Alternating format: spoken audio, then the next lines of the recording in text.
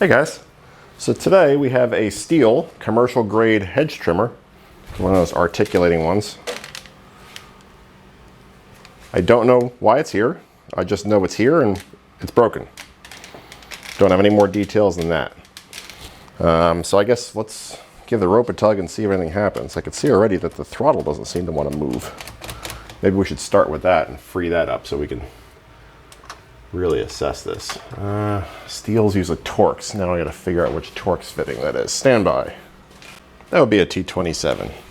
You know, Stihl makes good products, but if you got a normal maintenance item like an air filter, why would you put a fastener like a Torx in there? Why wouldn't you do a thumb screw? Something that the user would be likely to actually address and deal with, right? Just common sense to me. Okay, so we got our air cleaner. So why is our throttle sticking? Is this choke sticking? I think I'm gonna have to pull this cover off. Oh, there it goes. Okay, so it's free now. So let's give her a tug and see if we can get it to make some noise. I don't know if you guys can hear that, but this thing sounds hollow and empty.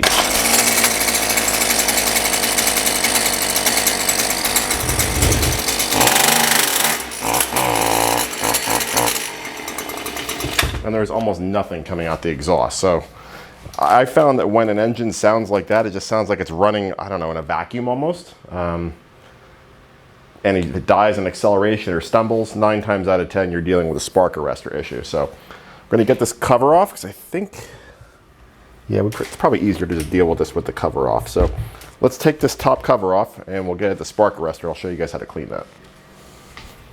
Again with our T27.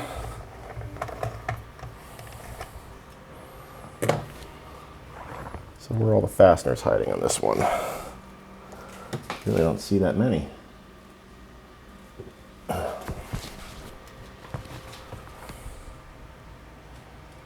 Again, I like Stihl, but they make good stuff, but it's not really always service friendly.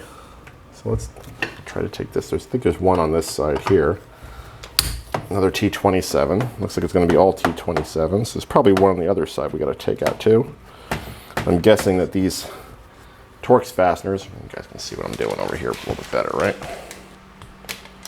I'm guessing these Torx fasteners probably thread into nuts that are cast into the plastic. Maybe not nuts, but metal threads in the plastic.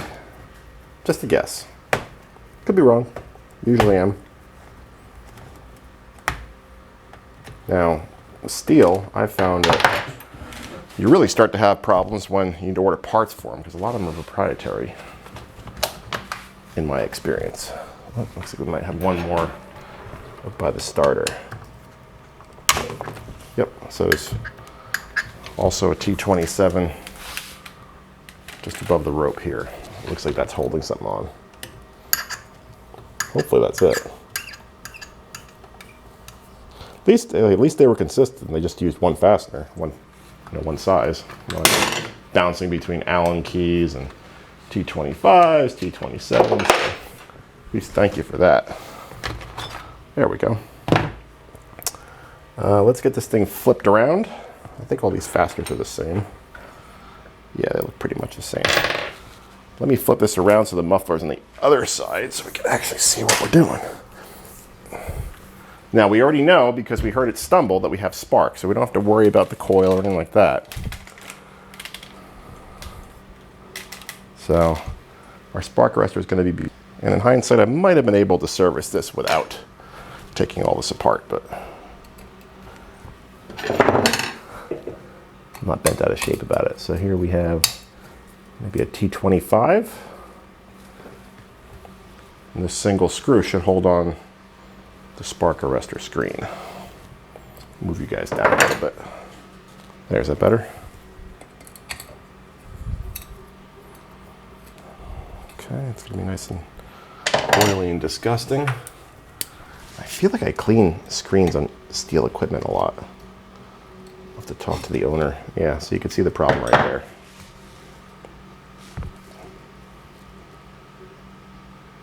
We are plugged up almost solid. high probability that's our problem. Let me show you a $0 way to fix this. I'll have to talk to the owner and make sure he's using the right fuel mixture, because that's normally what would cause something like this. Let's not overheat our airline. So I got the map gas torch running. I'm just going to take the screen, just kind of not get it super crazy hot, but just enough to burn off all that carbon.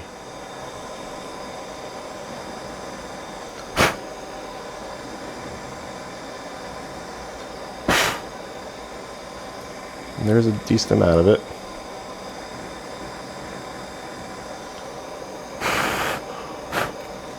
So you can see it's already starting to clear up. We don't want to get the screen so hot that it melts or breaks.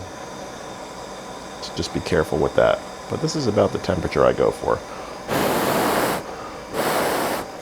And you can see already, come on, you can see my hand through it. The camera's having trouble focusing on it. So we're almost done.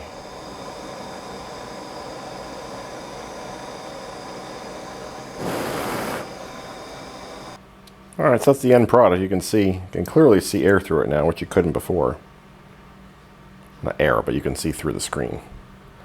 Now, just have to reinstall it. Installation is the reverse of removal, right? Let's just slide that back in there. Sometimes they don't cooperate. If it don't fit, force it. Just kidding.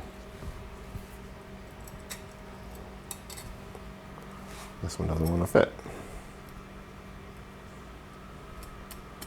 Some guys just take these out. I really don't have to keep doing that. I don't think it's a good idea. Primarily because if there ever is an issue, it's liability, right? Because this is a requirement by, I guess, the government, right? Let's see, why doesn't this want to slide in there? Might need to give that a little cleaning.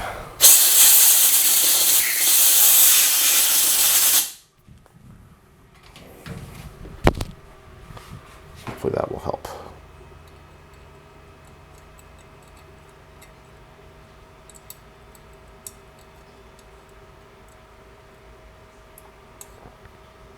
Doesn't want to fit. Call me a liar.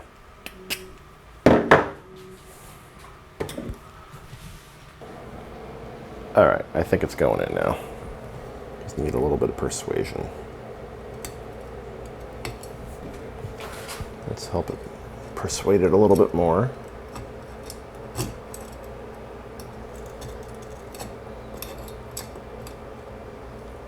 All right, I think we're in. Now we just got to take the screw and anchor it.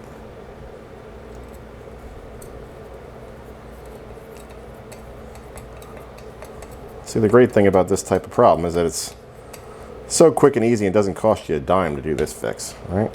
It's actually part of normal maintenance. It's very easy problem to detect too. If you hear that kind of empty sounding exhaust, you know, it doesn't sound like things are moving along, you know what, they probably aren't.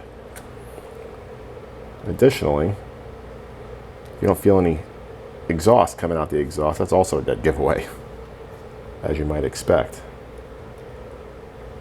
Let's put a little bit of oil on this choke linkage here. Sometimes they like to stick. Like this one did. Still does. I think we'll blow that out with some compressed air. Sorry, didn't realize you guys couldn't see what I was doing. I was working on this linkage here, which is very sticky.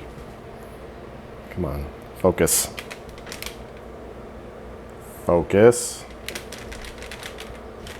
Come on. There we go. Thank you. So now when you pull the trigger, it should snap back, just like that. Okay, now we're just going to give it a kind of a good general cleaning. Wasn't really that bad. And we'll reassemble. Give it a test. That should fix the problem though.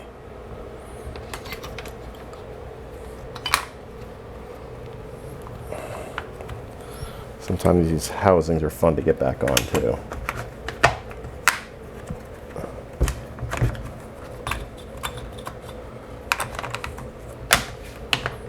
There we go. Beautiful. Now we'll put our T27s back in. I'll start with this one on this side because we're on this side. Maybe. No, it's not lined up yet.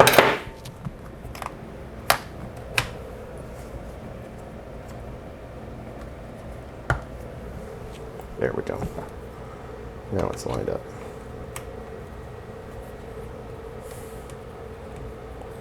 Maybe not. Thanks for calling me a liar.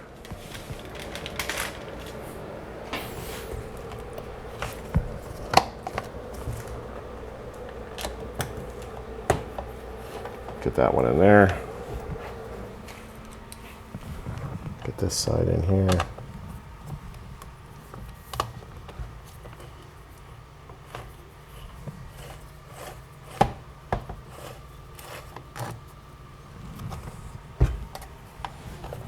Nah, something's not right. Let me take this back apart.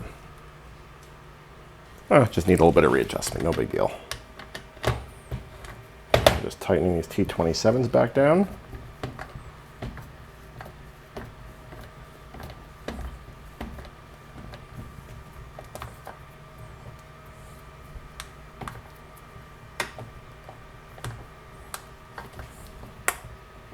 Like so.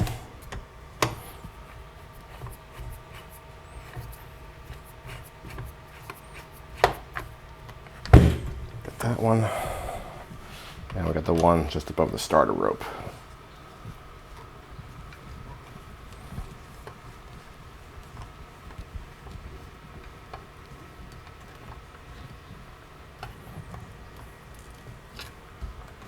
That should do it. Make sure that's on tight. Guess we didn't have to take off this one here. It just covers a spark plug. Prevents spark plug theft, right?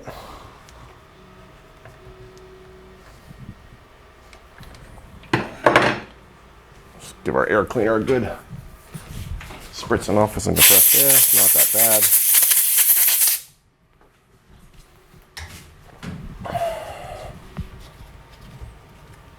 We'll put our air cleaner back on. Maybe. I think it was like that.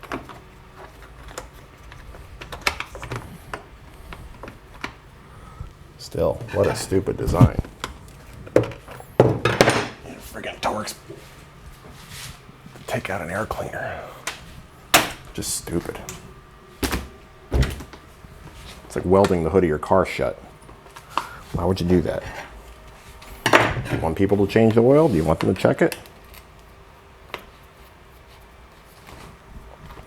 I mean, especially since most Stihl stuff is bought by landscapers and it's serviced professionally. Why would you make it more difficult for the guy that is servicing this professionally to do his job?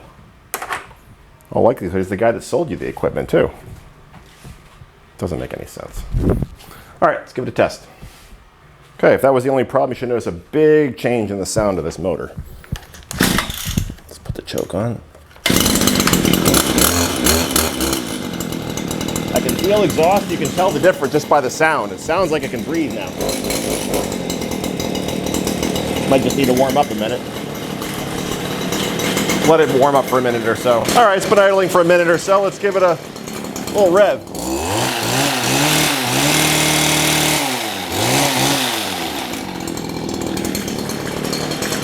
I would call that fixed. $0, right? All right, guys. Anyway, hopefully if you encounter a trimmer, it doesn't really matter what brand. This is not specific to Stihl. Every two-stroke, all the two-stroke equipment that's produced today have those spark arrestor screens. So hopefully you guys found this video helpful. If you did, please subscribe, stay safe, and thanks for watching, everybody. Take care.